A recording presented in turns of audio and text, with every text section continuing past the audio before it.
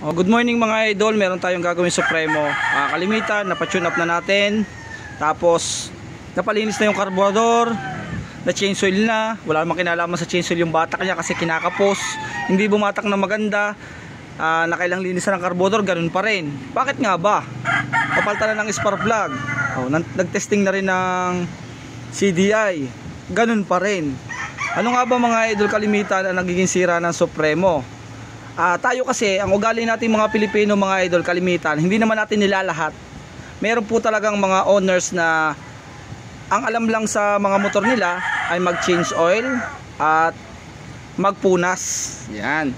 Meron kasing mga owners na hindi alam ang sekreto kay Supremo or sa anumang klase ng mga motor nyo, motorsiklo, dapat na may maintenance. Ang pangunahin dyan ay change oil. Pero hindi ito yung issue natin na sinasabi ko para ma-maintain natin. Ang issue nito mga idol, kaya dinala sa atin, ay namamaliya. Kapag dumulo na, siya ay naglalagot-lagot na yung andar. Ano nga ba yung nagiging sanhi nito? Napalinis na yung carburetor, nabago na yung spark plug, natestingan na ng CDI, natestingan na ng coil. Bakit? Yan. Kalimitan okay naman, hindi naman namamatay. Ito lang po yan mga idol. Ito, the cleaner. Tingnan nyo ha.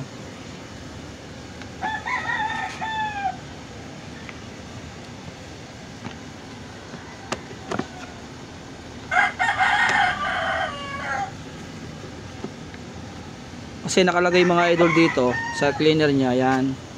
Do not clean air filter, replace it according to maintenance schedule. Ibig sabihin mga idol, bawal linisin. Palit ng palit.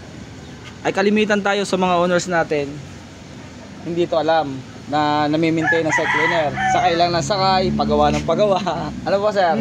Yon. Kasi kalimitan ang alam lang natin sa mga ganito yung mga nasakay ay change oil. Ano po? Laging siyempre mahalaga change oil. Pero ito nakasulat po yan, tingnan niyo.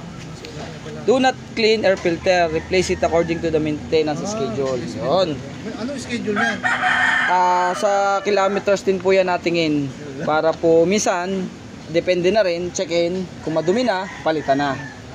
Tayo Pilipino minsan po, wag muna, linisin na lang muna, kaya pa yan. Oh, yon, ganun yan. Kaya minsan, kaya dinamay ko na, sabi ko, naiinip ako sa inyo eh. Bablog ko na lang muna ito. Sabi ko, para may idea yung iba. Tingnan natin kung maganda pa. Tingnan natin sir, kung maganda pa. Yan, shout out kay sir oh. Shout out kay sir. Ayan. Ayan oh. Tingnan nyo po mga idol oh. Yan, kagaya niya, tingnan nyo yung duming yan. Papasok yan sa carburetor. Pagka, kahit nalinis na yung carburetor, papasok tong mga duming to sa carburetor. Kaya kailangan po nasusunod to. Kung hindi nyo masunod yung kilometers na sinasabi kung ilan ba nga ba, dapat lagi po yan na i-maintain para malaman kung madumi na ba to. Yan o, kita nyo naman o. 5 years na yun. Nalimutan ko ipabili sa inyo. Dahil siyempre hindi naman natin ginagawa natin sira. Ibinlag ko lang sir. Para ano, balik na lang kayo maya maya. Intense yan. O yan lang mga idol, idea lang. O, yan, kita nyo yan o, 5 years. Pero hindi na lugi. Talagang lugi na may tindahan. Alright mga idol o. Ayan, ito papalitan na. Kaysa linisin pa 5 years, matagal na din.